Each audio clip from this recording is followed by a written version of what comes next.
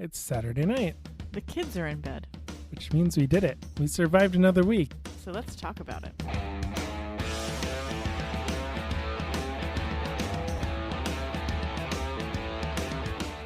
From our latest homebrew project, To kids' crafting project. it's just talking life with two young kids and two dogs. Grab your favorite beverage, sit back, Relax. and see where the conversation takes us. Sometimes we don't even know until we get there. This is the Craft Parenting Podcast.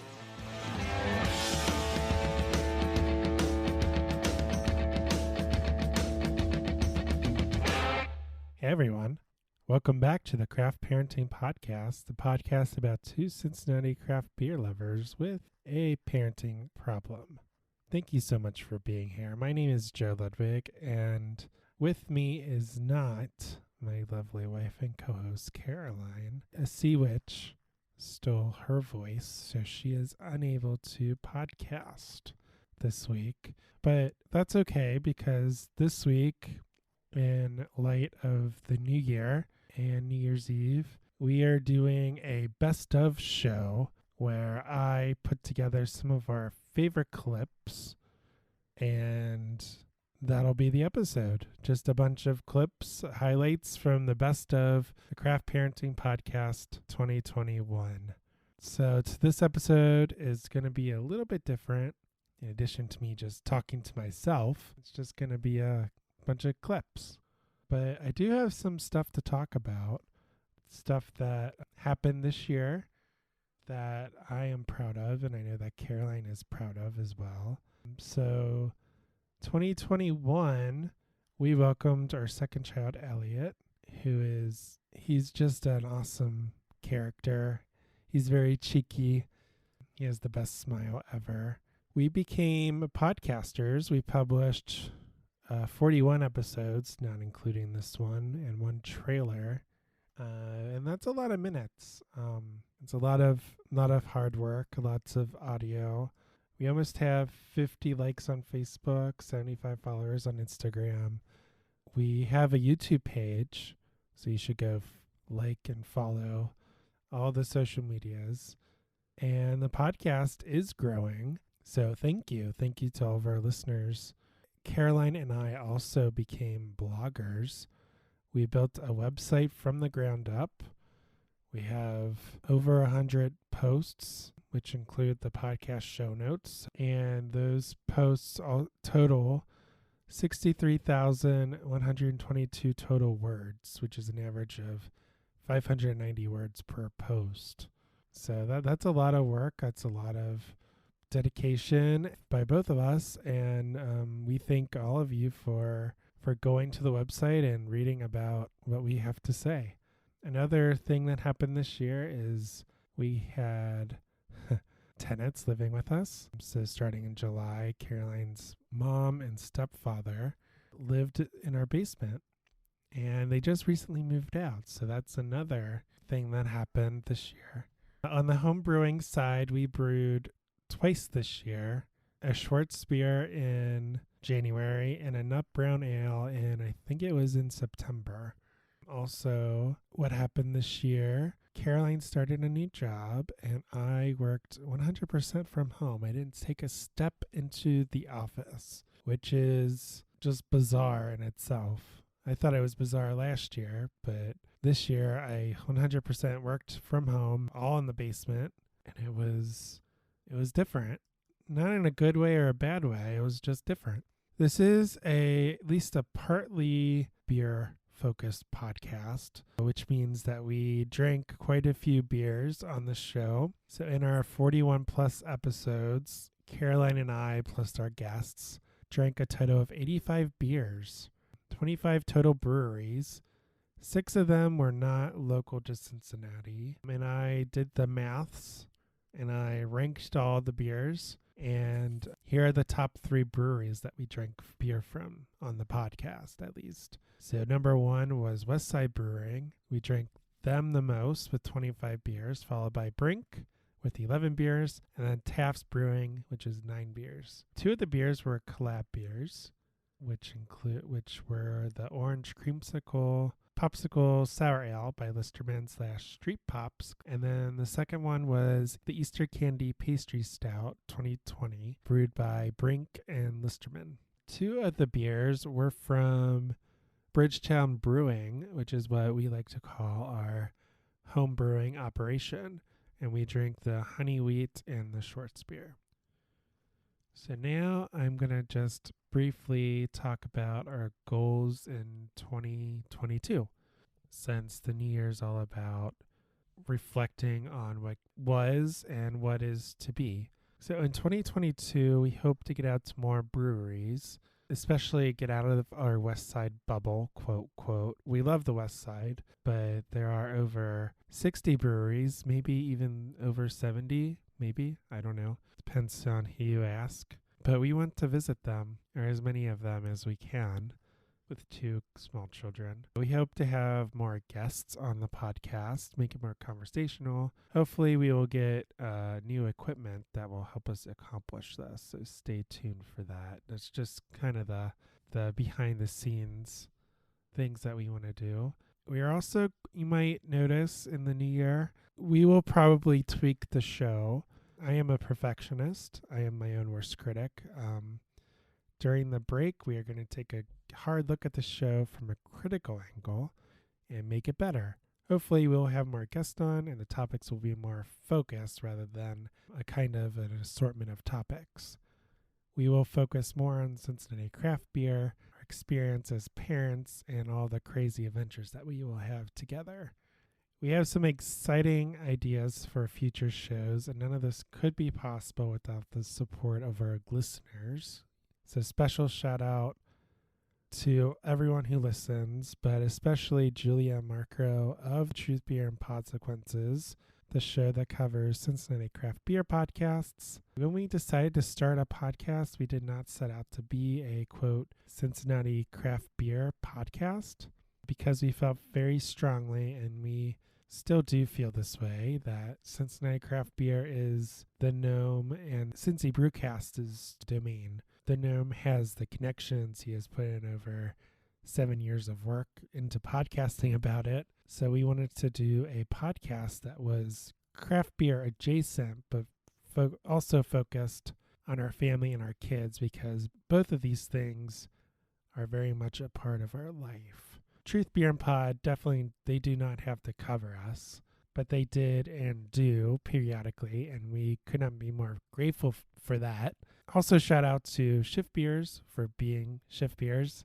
They are the reason why Truth Beer and Pod, why those guys have even heard of us. The Gnarly Gnome has offered his encouragement and support, which is an honor. Frankly, Zach Colley of the 513 Craft Brew Group on Facebook, he reached out to us and we met him in person at Beers, Booze, Bonks, Banks event last month. This will be the final episode of the year, and we plan to take some time off to recuperate, to charge the batteries, to get everything back on track. We will still publish on Thursdays, and we will return hopefully January 14th, but I don't want to make any promises about that, given the reality of certain sicknesses that are going around in the household. So as I said at the beginning of this episode, this week is a little different. I put together some of our favorite moments from the podcast this year, but as an honorable mention, we wanted to give a shout out to Truth Beer and Podsequences, episode 9, Silence is Golden, which originally aired on October 1st. Julia and Marco, the hosts, reviewed Craft Parenting Podcast episode 28. I believe it's 28. We talked about it on the show before, but just as a general overview, in our episode, I told a story about my experience crossing the Hungarian border. And in the Truth Beer and Pod sequence episode, Marco decided to retell Joe's story, and he almost killed me. Because I was laughing so hard, and I happened to be taking a drink when I was listening. So you guys get an honorable mention on this list. But before we get to that, from Caroline and I and all the kids, we wanted to wish you and yours a a very happy, healthy, and safe new year. You can keep in touch with us on all the social media platforms. We're on Facebook and Instagram at Craft Parenting Podcast. You can send us an email at craftparentingpodcast@gmail.com to let us know what you think of the show. You can send us stuff to our awesome P.O. Box. And of course, all this information is available on our beautiful website, which is www.craftparentingpodcast.com. And that's where we will post the show notes for this episode, and that's where the show notes are for every episode of the Craft Parenting Podcast. So make sure you go check that out.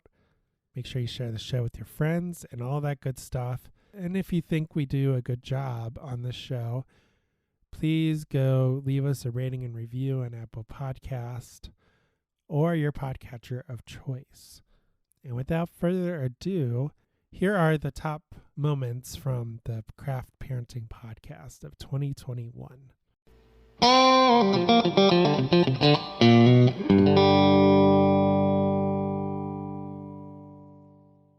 So, this adventure started when we left our house early that first Saturday around 4:30 a.m. The goal was to leave at 4. I woke up at 3:30. I'll be nice and say we left the house about 4:15. Definitely did not leave the house the time I intended us to leave the house, but we tried and we got pretty close. We packed the car the night before. Yep, we had packed the car the night before, got to bed about 1 o'clock in the morning to then get up at 3:30. Was not going on a whole lot of sleep.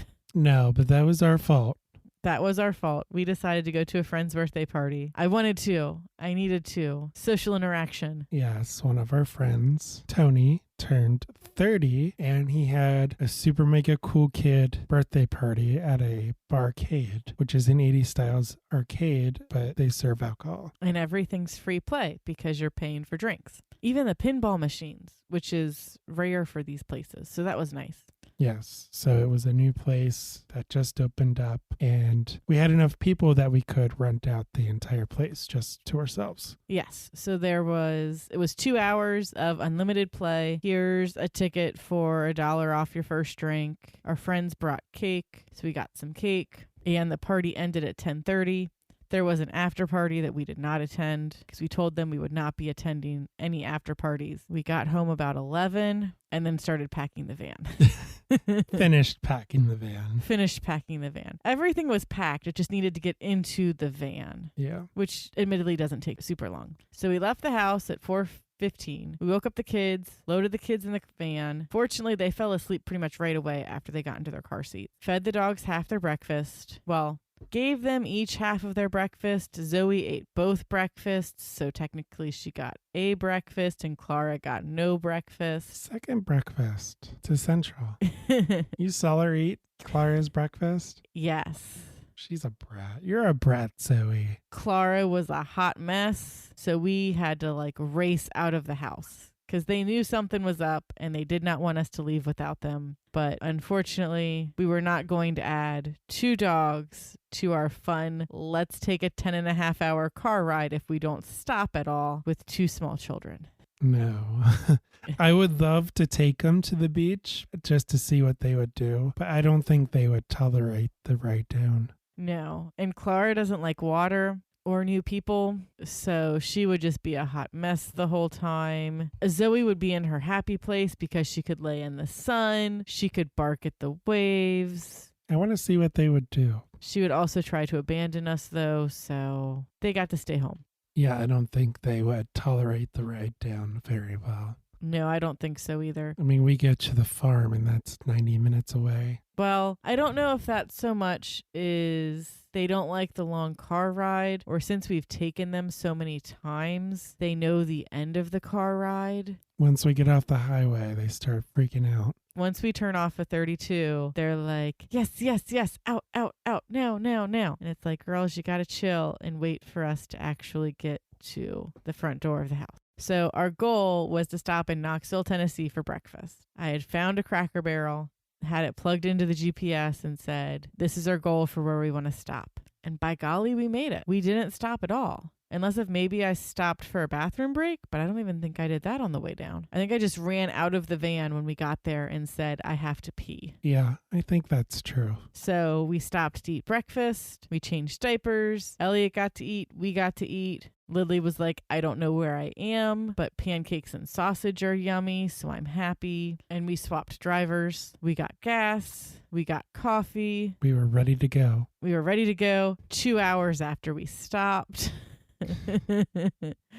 We learned how to economize stops after this. And then I discovered that while I had downloaded movies onto the iPad using the Disney Plus app, the Disney Plus app decided that it needed to be updated, and that once I updated it by making a Wi-Fi hotspot in the mountains, none of those movies that you downloaded work now. So okay, I'm going to try to download a movie in the mountains. It managed to download a third of Lilo and Stitch, even though it told me it was all of Lilo and Stitch. If your iPad wasn't connected to Wi-Fi, how did it know that the Disney Plus app needed to be updated? I don't know, unless if it was when I was downloading the movies, it was like, hey, I'm on Wi-Fi, something's not right, iTunes Store is telling me I need an update. I'll let you know the next time you open the app.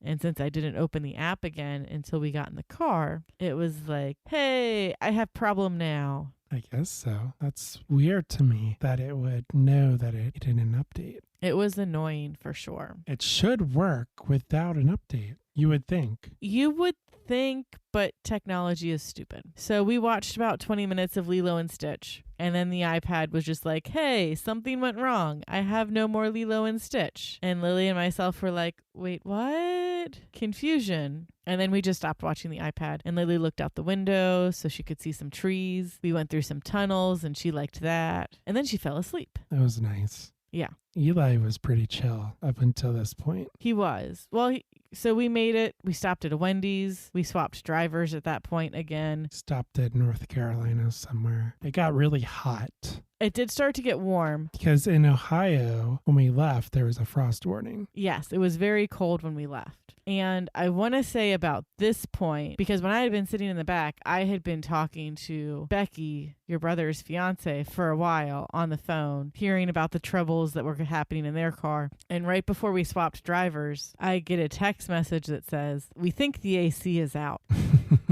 And I'm like, oh boy, good luck. I'm driving now, bye.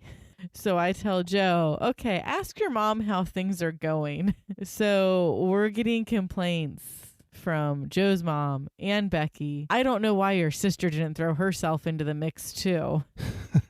About how the AC is out, everybody's hot, everybody's cranky. They're doing whatever they can to keep cool. Your dad's trying to fix it on the side of the highway. He was on the highway? I don't know if it was the side of the highway. Your dad was trying to fix it somewhere because they're still like 5 hours away or something ridiculous. Because we stopped to eat about 2, and I don't think they got there until like 7. Yeah, I don't know. I don't know their journey as well as ours. Yeah, so I was like, okay, y'all are on your own. Just get a bunch of cold drinks. You'll make it. It'll be fine. Let me crank our AC a little bit so I feel better about my life. And then we get off. Well, we almost make it to I-95. Yeah, so I'm going to use a fancy analogy, a nerdy analogy. So the last 90 minutes or so of the trip down reminded me kind of that first, well, I guess it's the first full scene of the episode 3 in Star Wars. Star Wars, Revenge of the Sith. Episode 3. Yes, episode 3, Revenge of the Sith. It reminded me of Star Wars Episode 3, Revenge of the Sith. Are you correcting me? I just got to keep my Star Wars streak up, man. So when General Grievous destroys the controls to the ship and then escapes into an escape pod into his ship, leaving Obi-Wan and Anakin to pilot the ship that's about to crash land into Coruscant, which is one of the most populous worlds in the Star Wars universe. Caroline, in this example, is Anakin, telling everyone to calmly put their seatbelt on as the ship literally burns. I've got this. I'm Obi-Wan freaking out because all Anakin knows how to do is crash. Hey. But did you die? No, I did not die. And neither did Obi-Wan. Wow. Spoilers. So I'm Obi-Wan and I'm freaking out, and the kids are the ship as it enters the orbit of Coruscant. It's just in flames. Everyone's screaming. Everything is burning. And at this point in the trip, the kids have definitely had enough. We were talking about the temperature issues, and Eli was screaming because he wanted to get out of the car seat. But we also think that we didn't change his outfit soon enough because he was in a really warm onesie up until probably about 2 o'clock. Well, no. So we had stopped at the South Carolina border at a rest stop to do diaper changes because the kids had woken up from their naps, or at least Lily had woken up from her nap, and let Lily run around for a bit. And it had gotten a little warm, but Elliot was still in his footy pajamas. And we spent probably a good half hour at this rest stop between diaper changes and letting Lily run around. So he spent quite a bit of time outside when it was probably a bit too warm for him to be in footy pajamas. Yeah. And then we said, let's get in the van and keep going. So that was probably on us. Yeah, we probably should have changed his outfit sooner. But we did change his outfit later after he started getting upset. Yeah, and I think that helped, but he was just so upset that he kept crying. Yeah, eventually cried so much that he threw up, which was interesting. But we stopped, we cleaned him up, had another outfit. We did. And then just said, we'll get there somehow, some way. And I think about at that point was when your family had caught up to us and passed us. Probably. We had been trying to keep track of each other as far as where we were, and we had constantly been at least a half hour ahead of them. And then that stop put us either barely ahead of them or like just behind them. And our next stop was for sure we were behind them. We were trying to kind of play chicken with Eli because we were like, he's screaming an awful lot. Maybe he'll fall asleep. Is he going to fall asleep? And we even exited off the highway, and he stopped crying. And we're like, and I think we even turned back onto the highway as he started screaming again. We did. I forgot about that. I was like, I'll get off the highway. Oh, wait, he's fine. We're getting back on the highway now. Oh, my goodness. What is going on? But the goal was just, okay, let's get 10 minutes down the road, 20 minutes down the road. How much further down the road can I get before we stop, take him out, try to calm him down, to just shove him back in the van and keep going? Yeah, the GPS said 30 minutes, but we kept stopping. Yeah. Because so it's like, oh, we're going to get there at 6:30, 6:45. 7:15, 7:30. There was a point where I was like, we're not stopping anymore. Like, if he throws up again, he throws up again, whatever. We're just powering through and we're going to get going. Or we're going to do like the super illegal thing and one of us will hold him. But that is like last ditch. If we can't tolerate this, I guess we'll find a way to make that work. We did not want to do that. No, he stayed in his car seat the whole time. Well, the whole time the vehicle was moving. If the vehicle was not moving, it was like, okay, get out of your car seat, burp ya, change ya, something. I don't know. I love you, but we have to get to this strange house we've never been to before it turns dark so we can at least get your pack-and-play set up before you have to go to bed. So then we eventually get to the house and everyone immediately calmed down for another happy ending, as Obi-Wan puts it.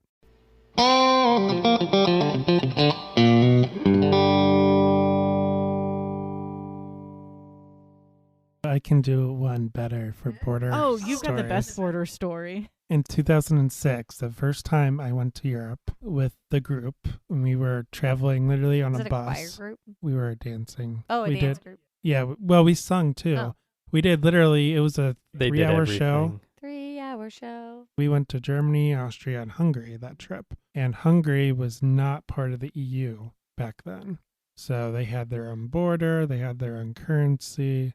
The chaperones really made a big deal about the border in Hungary. So finally we were traveling from Austria to Hungary, and the chaperone stood up in front of the bus and said, okay, everyone has to be quiet, look forward, have your passports out. Don't be surprised if they have really big guns. They might question you, they might make us get off the bus. They might search everything, like take the luggage off. They made a really big deal about it. This could be real intense, y'all. Yeah. So everyone was like, oh, okay. So we were all, did what we were told. We had our passports out. We looked forward. They told us not to smile or anything. Don't make no pictures. Oh my God, don't take a picture, or they'll come and get you. Jeez. And that no picture thing is the case for any sort of customs or border control as well. Yeah. But this was back in the day when I literally brought film. Yeah. I brought like disposable cameras, I think. That's fantastic. I'm pretty sure. Yeah. 2006. So we finally get to the border, and our bus driver opens the door, and he speaks in German. You know, we have Americans, we're traveling, whatever. And the border agent's like, Americans? Coca-Cola?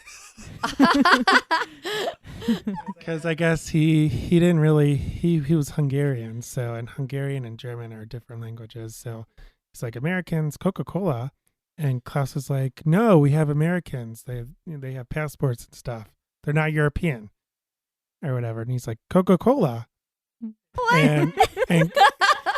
And let me backtrack. Klaus was wonderful. He was our bus driver, and he dealt with us. And he's actually been our bus driver for multiple trips. Like, he retired from being a bus driver, but then came back to be a bus driver for their 2013 trip. Fun. Yeah, so he had a little cooler up front where he kept Coca-Cola and beer, and you could pay him, €5 or whatever, and you could get whatever you wanted whenever. And he kept it really stocked. So he's like, you want a Coca-Cola? And the guard's like, yeah. So he reached down and handed the guard a Coca-Cola. I guess he opened it because it's not a twist off or whatever. So, and then the guard's like, okay, go through. That's awesome. That's That's the awesome. easiest border bribe I have ever heard That's of. hilarious. Coca-Cola. So then we go through. On the way back, Klaus made sure he was fully stocked up on some Coca-Cola. Oh, yeah, exactly. And then we started driving. It was dead silent for like 30 seconds. And then everyone just started busting out laughing. Oh my gosh, that's hilarious. That's I was pretty great. like, I have Americans. Coca-Cola? What? Where's the connection? That's funny. That guard was thirsty. Yeah.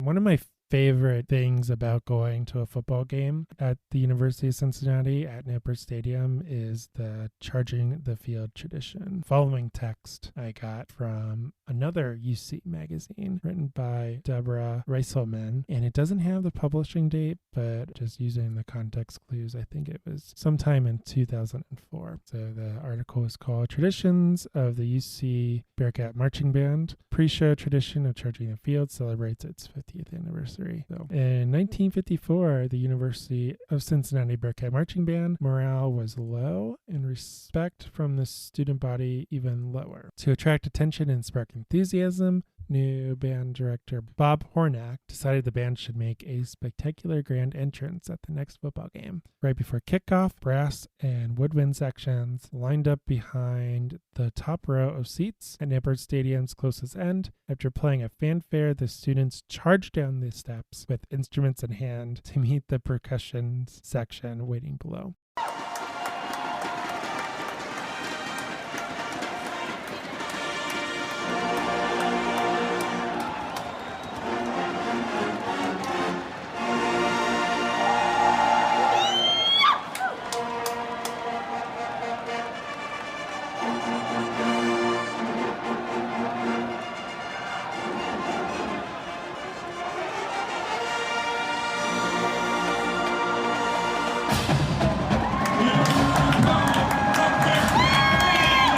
When they did this, the crowd went wild. The band members beamed. Later, letters of praise started coming in from appreciative fans. And that's something that they still do. I don't think they'll ever get rid of it as long as they can help it.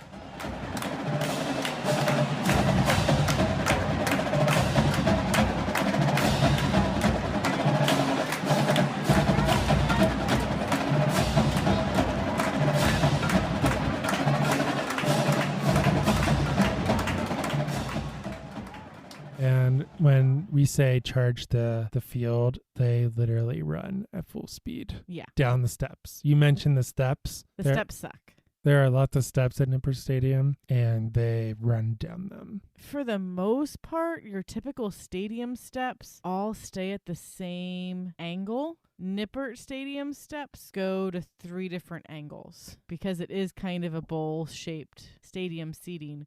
Oh, they kept adding on to it. Yeah, at one point they sunk the floor 12 feet. I think we get into that later. But it's not just like you're going down a flight of stairs in your house. No, the stairs start off steep and then after a bit go a bit more shallow, and then after a bit go a bit more shallow. So you have to keep your feet with you. And I recall watching, we were either in the Catskeller or they showed it on the Jumbotron, or we were watching a game somewhere else, but one of the trumpet players had lost his mouthpiece at some point, and one of the cameramen had picked up that he didn't have a mouthpiece anymore because he had lost it running down the steps. And so he was just like holding his trumpet up like, yeah, I'm totally playing this, but he couldn't because he didn't have a mouthpiece. Because you run.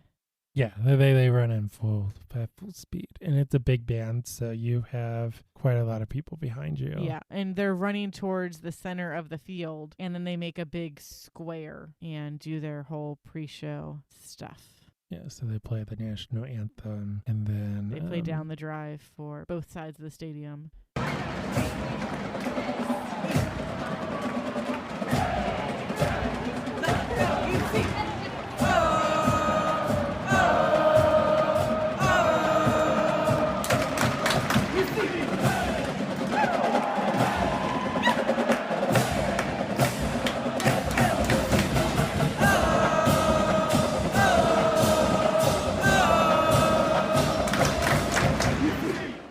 My favorite tradition. I was in marching band in high school. I played clarinet. Nerd.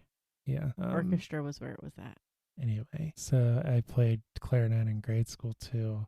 I chose not to continue to college, so I did not get to experience that firsthand, but it's always fun to watch.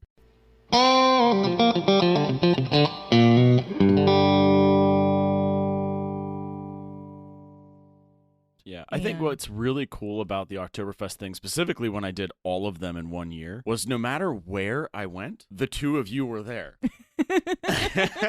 I was there to drink, you were there to dance. We were all having a good time, and everywhere I went, there's Joe and Caroline, dressed to the nines, ready to plots, you know? Yeah, I mean, we got paid in beer. Typically, wherever you would end up dancing, it'd be okay. So you pay a donation to the Donnerschwaben that helps pay for our costumes, and you just give the dancers some food and beer tickets, and we're good. I mean, we dance for beer. We don't really care. And then we'll drink like 3 more liters of beer after your free one. I'll dance for drinks too. I mean, we've definitely name dropped y'all on occasion because, like, I think if you mention to anyone in Cincinnati, like, everyone's been to an Oktoberfest once, and the shoe plots are always there. So you say, like, you know, the dancers, and they're like, the dancers, and we're like, the one that saw the logs. Yeah, we know a couple of we them. know them. Yeah, yeah. That's a fun story. Well, and so St. Jude Oktoberfest also used to be a lot of fun in our younger years because before the Dent Schoolhouse made BuzzFeed's top 10 haunted houses in all of the country, we would go to the Dent Schoolhouse right after St. Jude Oktoberfest. In costume. In costume. So all of the workers would be like, what? And like, the people inside would kind of like play off of that too. Oh, because since we're in German gear, for some reason, lots of people get German and Amish mixed up a lot. And we just would get like super annoyed. We just were like, we're done with trying to explain to these people we're Amish, what's going apparently. on. So we're like, yes, we're Amish, and we're on. Wait, what's that word? Gomsprung. We're on Gomsprung because Gomsprung. Gomsprung was one of our dances, and I couldn't remember Rumspringa. So I would just say Gomsprunga, and they had no idea what that was talking about either. And so we would just have these people convinced that we were Amish on like our do whatever you want time. And we're like, just let me grow my beard out. Do you think they were like meaner to you or like less mean? Because they were just really confused is more of what it was. Yeah. They're like, why are you dressed like that coming to a haunted house? There was a year or two where the Dent Schoolhouse paid a guy and a girl to go around and walk the lines, like dressed in full makeup. and their names were Jasper and Jinx, and they were supposed to be like friendly ghosts or some shtick. Kind of like the Joker and Kind of like the Joker and Harley Quinn-esque. yeah. And so they would do like little YouTube videos and like try to kind of like promote the show on the internet in addition to like going the line and like harassing people. And so they found us, and like I actually ended up dancing with Jasper for like 20 seconds because they got the whole German thing. They weren't stuck on Amish. I but thought they said Amish. no, it was other people in line that would say Amish. Okay. But so one year we were going through the last portion of it, which was a chainsaw that year. And all of a sudden we hear the chainsaw noises, and I'm like, okay, this is great, because it's just me and Joe that year. And I'm like holding on to him, and then all of a sudden I hear, Joe Ludwig? He's just like walking us to the end of the haunted house, just having this nice conversation. It was really funny. He was the guy in the end trying to scare the crap out of people. He would pin you against the wall. Oh You know, my it was with a God. chainsaw.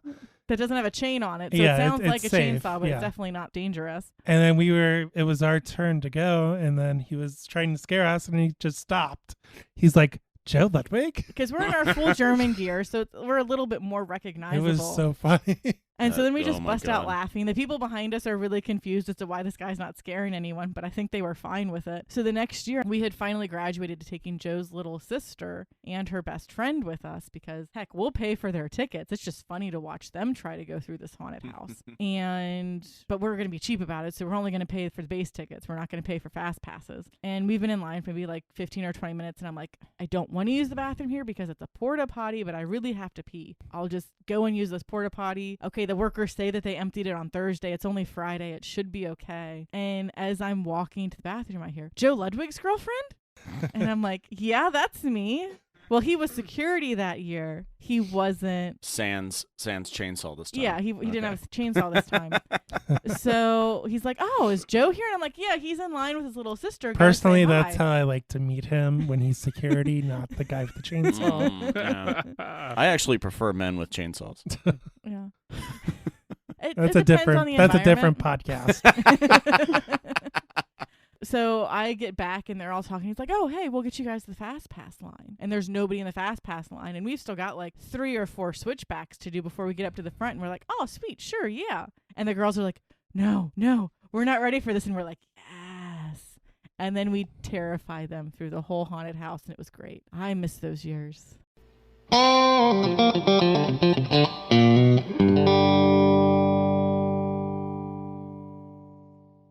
Because we'll get into that. We'll get into the donut trail. I was going to say something else. Oh, we did week 2 of Tossin Fetch League Cincinnati with our border collie Teller. That's that thing that I subbed in for Steven one time. Yes. And I did really awesome and got him like 1.5 points. The nice thing is we get to drop a week, so I'm sorry to say, Caroline, that 1.5 points did not count for me. Hey, it was better than the 0 it was originally going to be if you didn't show up. Well, I found out I could have thrown for him after Caroline came, so that I felt really bad. Like, I'm sorry, Steven. Just for reference, we typically get around 20 points or so. So that was. So let me find a quote from a blog that I'm going to put up at some point. Blog. Yeah, so it's about crafting, and I say, these projects help me develop my fine motor skills. Gross motor skills is a totally different area. Don't ask me to be on your sports ball team. Sports ball team.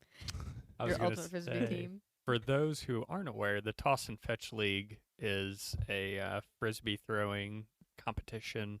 Is it a league where you toss and fetch? You toss and the dog fetches? Yeah. Oh, yeah. Wait. Is there another league where the dogs toss and you fetch? Because that I would love to see. If you find it, let us know, because I'm pretty sure Taylor could probably throw a frisbee better than all of us. I mean, he could for sure throw one better than me. He is pretty special. He does wear diapers inside. Yeah, that's a male dog for you. Rather the diaper than my couch. He does. Well, Stephen was telling you about it. Cincinnati League is really good. Like we got 4th in the nation. Or internationally. It's all over the world. The Toss and Fetch League is an international thing. There's usually somewhere between 70 and 100 teams across the world. And yeah, the last few seasons, the Cincinnati League has been around the top 5 Nice. And Teller has been contributing to that. that he has, thanks to Hillary's wonderful throws and my improving throws. If I did it more, maybe I'd be better at it. But Clara would not leave my side long enough to go get a Frisbee. And Zoe would only do it if the Frisbee was made out of food. Fair. Specifically bananas. Or carrots or celery. Or anything the toddler is currently eating. It's a long list. We also got to go, because of my 31st birthday, we also got to go to the Precinct. Steven took me to an awesome steakhouse in Cincinnati that I've never Ooh. been to. We had been So wanting good. to go for a while, and I figured now was the time. I love me some Jeff Ruby's steak. It was one of the best I've ever had. Hillary asked me how it compared to the steakhouse in the Canada Pavilion at Epcot, and it's pretty close. They're up there. There's a steakhouse in Canada? Yeah, I mean, I mostly only remember the German restaurant. yeah. It's kind of off the beaten path. I Yeah, don't remember going to Canada. I know we normally just walk by Canada and are like, oh, Canada. But and then you see the axe or the chainsaw wood sculpting that they do there. yeah, if they're out and about. Yeah. But yeah, so they've got a steakhouse there that we went to one of the last few times we were down there. But yeah, the Precinct, a little bit closer, and I would say is probably better as well. And I'm assuming since it's a steakhouse, you got some nice chicken tenders. Yes. Oh, jeez. They're very crispy. That hurt my heart just now. Like, oh, chicken tenders. Oh, we got rare steaks. I peer pressured Steven into getting his steak rare because Totally worth it. how else you would get a steak at a really nice steak restaurant? And then we got petite lobster tails and mac and cheese. Their mac and cheese was fantastic. It came with salads. We were so stuffed. They gave us flour. They gave me a little chunk of flourless torte, Flourless chocolate torte. and that was really, really good too for dessert. And then we got a dessert on top of that, butter pie. Butter pie. Yeah, our waiter was really talking it up, and it did not disappoint. Okay. Yeah, very fancy place. I would highly recommend. as, Eventually, like, we're a going to go treat. back Yes. because we went about 5 years ago at this point. Oh, wow. It was Leap Day Okay. when I drug Joe. Oh, it was on Leap Day. That was the day Yes. that she paid. Wow. Very long story short. We started dating. Joe refused to let me pay for anything. So I asked him, when are you actually going to let me pay for anything? And this was back in 2009. And I sarcastically said, you can pay for stuff on Leap Day. Which wouldn't be until 2012. So, me being the person that never forgets things like that, because I'm going to store this away and use it against you later in a good way, said, okay, I'm going to find the most expensive restaurant or the nicest restaurant I can in town, and that's where we're going. But by that point, we had been splitting costs for things. So it was more 50-50 split with us paying for things. And as Leap Day approached, I was like, okay, we're hitting up a really fancy place, but I'm not going to tell you where we're going. And he was like, wait, you're still doing that? Like that shouldn't be a thing anymore. And I'm like, I forgot about it, to Yeah, be I'm like- honest. we're doing this. Then it became a tradition. I took him to the Palace at the Cincinnati Hotel for the first year. And then the second year, I took him to the Precinct. So when's the next Leap Day? We just had 2024. one. Oh. But the next one will be in 2024. But I do have to take my mom and Larry out for dinner because they've done so much stuff around the house. And I'm going to take them to the Precinct because my mom can't order chicken tenders at the Precinct. And now you She's- have recorded proof that you're going to take them to the Precinct. I've told him that I'm going okay. to. And she'll listen to this. Great. And she'll claim that she won't actually get chicken tenders. But she'll still try. How will she get her steak cooked? I don't know. Not well done, though. Oh, good. And that's the important thing. Yes. I think I got mine medium at Jeff Ruby's when I Yeah, went. I think we both went with medium. Usually I'm a medium medium well. Medium well person. Which I'd got him down to medium. I'm pretty sure I see the waiters die a little bit inside when we go to steak restaurants with his parents, because half of the people order their steak well done. It takes a ridiculous amount of time for our food to come out because it takes a lot of time to get it to well done. Half the time they send it back.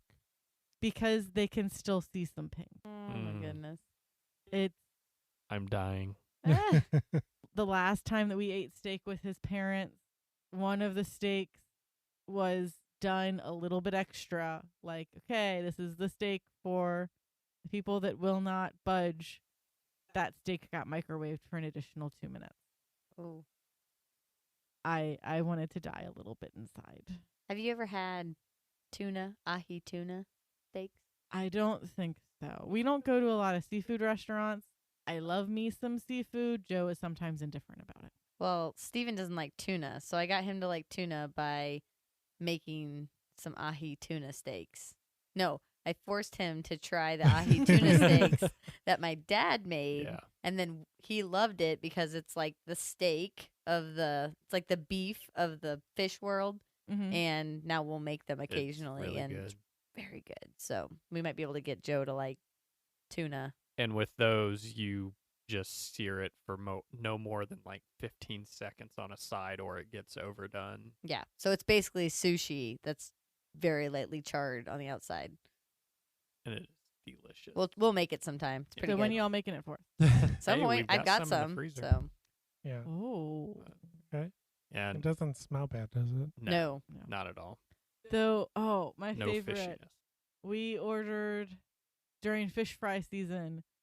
We got fish fry for his parents, and his dad wanted to get the baked fish sandwich. Yeah. And as he opened the box, he said, "I hope this doesn't. Was it taste or smell like fish?" I hope this doesn't taste fishy. I get the sentiment, though, because that's why I was always hesitant to try anything tuna. And yeah, the tuna steaks are not fishy whatsoever. I mean, I understood what he meant, but It was still pretty funny quote. Yeah. yeah. I get it, though. Yeah, and the mac and cheese from the Precinct was like a tie with the mac and cheese from St. Al's. St. Al's fish fry. Like Mm. I like St. Al's fish fry mac and cheese. Probably the best out of almost any mac and cheese I've ever had. Even more than the Eagle. It's been too long since the Eagle for me to like compare it, and I don't know if I had mac and cheese there. See, I'd say that like my mac and cheese is probably as good, if not better. But Whoa, you do not hang on. appreciate. Are you talking Angry. about the Angry Mac? Yeah. I'm scared of Carolina's mac and cheese. Made everyone angry. That's why it's called Angry Mac. Caroline threw the whole seasoning cabinet in her mac and No, cheese. not the whole seasoning cabinet. The entire jalapeno, seeds and all. There was no jalapeno. That was all hot sauce Red and pepper. red pepper. Her face Oh is my so red. goodness. She's like, my mac and cheese is delicious. And we're all like, okay. If you That's say funny. so. Yeah. So here's the problem. We warned all of you, too. We warned all of you. I have dialed back on the angriness of my mac and cheese to appeal to everyone else. Now it's just frustrated, right? Now it's just just frustrated. mac and cheese. Because I am frustrated having to make it to your palate, not to mine. I thought I liked spicy, and then I tasted this mac and cheese, and I was like, guess not. Tony liked it. Tony appreciated it. He said, "Don't change anything." The Oktoberfest. He is the eternal optimist.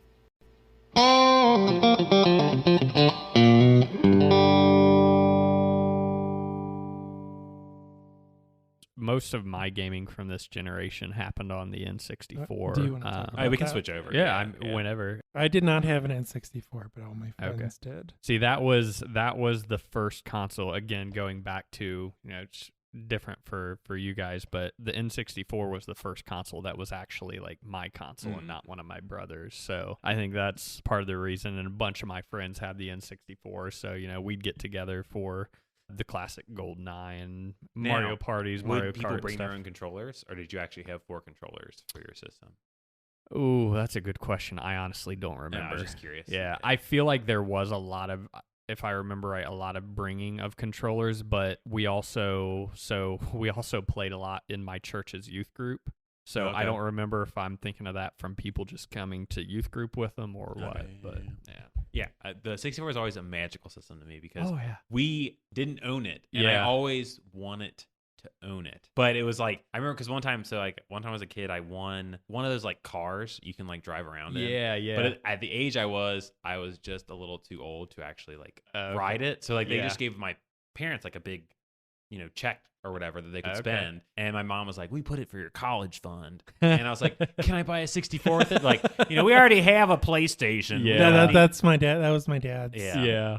Yeah. attitude as well. Yeah. I had to pay for my own PS2, which was I bought like in high school, almost high school. Yeah. And- Well, and the thing it cracks me up about the N64, like I remember that being the main system from all my close friends. So I growing up always viewed it as like the top of the line, the most successful, but it had less than 400 games released. Oh yeah, for it was like it was not. that was nearly the start of the end for Nintendo. Like until I think it 'cause the still game- did well. It was just it's kind of the same track record Nintendo kind of has. I mean, I feel like they've Well, with I the feel like Wii, with the I think the Switch. Wii and the Switch, like Well, what I was were gonna say is I huge, feel like but- the Wii still though kind of had the same mentality a little bit of you went to Nintendo for first party games. yeah, Which, put a sour taste in third party people where it's like Yeah. our games don't sell as well in your system. Yeah, Your system that's is true. As you've strategically made a decision to be less graphically advanced, to be more Yeah. cost affordable. So it's one of those things of well, like looking at the Wikipedia entry, the N64 was released in 1996, which is I think after the Sony PlayStation. I'm not exactly Yeah. sure. But the original cost was only almost $200. It was $200 versus the PlayStation, which was $300. yeah, and that's something that I mean, even through today, Nintendo's continued. Like they always make their consoles more affordable, but they also are the only console manufacturer that never sells a console for a loss. Like regularly, Microsoft and Sony, whenever they're releasing consoles, it's not till close to the end of a console generation where they're actually turning a profit on each individual actual system hardware. itself. Yeah, like the PS3, because they had to heavily discount the PS3. They were taking a huge loss from Yeah. a hardware standpoint. Yeah. But then like they make up for it with software sales. Right, Um, right. um, And Nintendo's like, yeah, we're gonna make money right Yeah. off the bat. Which I mean, they have a ton of cash in their pockets, and they lived through the Wii U, so Yeah, like which- it's worked well for them. But Yeah. yeah.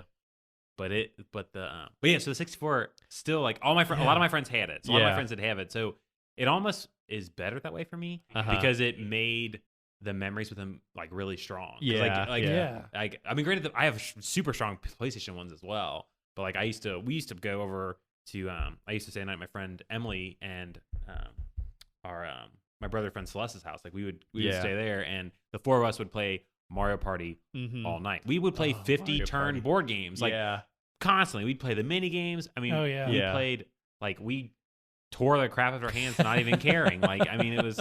So there was a couple of instances when I went over, like a sleepover with multiple people, and Yeah. we just played Mario Party all night. oh Yep. yeah, Mario Party, Mario Kart, GoldenEye, like all three of those were huge, and those would be situations where we definitely had more than 4 people around, and it was a round robin, and depending on how many people we'd have, it would be either the winner stays and everybody else swaps, or the lowest person, like the last place person, would end up getting swapped out. yeah. And yeah, it was when it a was good easier time. because like so we had the like 4-person adapter for the PlayStation. Okay. But it was nice that the 64 just had that built in. Right. You didn't have to buy another yeah. another thing to be able That to was play. the thing about the PlayStation; you could only have 2. Yeah, Yep. but they had adapters, like because we had it. We did not have. an Was adapter. the adapter that. for the PlayStation like a weird It was V-shaped it thing? was a V. Yeah, It was like okay. it was a V-shaped thing. But I mean, we had it because, like I said, we played Crash Team Racing with 4 Yeah. players. We played a number of games, and even into the PS2 life cycle. So we had one for the PS2. Yeah. Where a lot of games we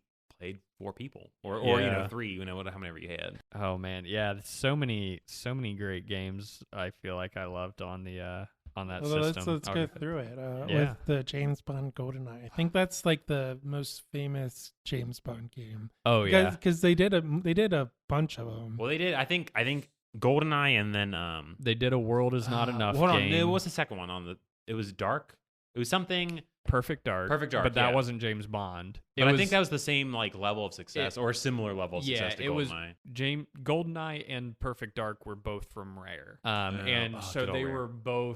were both first person shooters, and they both had very solid multiplayer components to it. I feel like I have more memories from GoldenEye, but I do remember enjoying Perfect Dark quite a bit as well. Yeah. Another part with GoldenEye, that was the start of my love for James Bond in general. Oh, really? Like, I don't remember if I watched the movie or played the game first, but they're like synonymous in my mind, and I like just anything James Bond, I eat it up now. I know there's a lot of misogyny issues with it, whatever, but just the franchise, I was enjoyed never watching all into the James movies and- Bond. I just think of Thanksgiving. They used to have marathons on Thanksgiving, yeah, and I distinctly remember. Suddenly, my family just loved to cram into small rooms. Yeah. We crammed into like my uncle's living room at the time was not big, and it was like my whole side of my mom's family, and we were just like in there like for Thanksgiving, like talking and watching James Bond That's marathon funny. all day. And so That's funny. I don't know if that happened multiple Thanksgivings, Yeah. but at least for that one is very Vivid. very strongly sticks out in my Yeah. mind. So I just think of Thanksgiving. Well, and a lot of the releases for James Bond movies have been around Thanksgiving The holiday too. season. So the No Time to Die was a little different. There's another because one of COVID, coming out soon, but isn't there? No Time to Die. Oh, okay, yeah, yeah, it just yeah. came out. Oh, it just a came few out. Oh, weeks yeah, ago. gotcha, Yeah, gotcha. it was good. Okay. I liked it. But James Bond, I do remember before we move on, you could choose the different settings, Mhm. whether rocket launchers Yep. or Change up your weapon set. Yeah, or you could all do different slaps only. characters. Yeah. Did you guys do slaps Oh, only? for yeah. sure. Oh, That's yeah. the most memorable to me is slaps. We would do slaps and grenades. So it would just like you would set up proximity mines and be running through trying to find someone to slap, and all of a sudden you just blow up in the facility too. Which And they had the different level levels. design was Yeah, they had different iconic. levels with like trapdoors and Mhm. secret. The graphics were not that good. No, Like, but I feel mean, like- they I were feel like the any- graphics of the day. Oh, yeah, any for sure. game that went for realistic graphics has not aged well. Oh yeah, oh yeah. Anything that went for like cartoony graphics generally is fine. Yeah, it's pretty good. Stemming off. they say Happy New Year. Happy Year! Say Happy New Year. Happy New Year!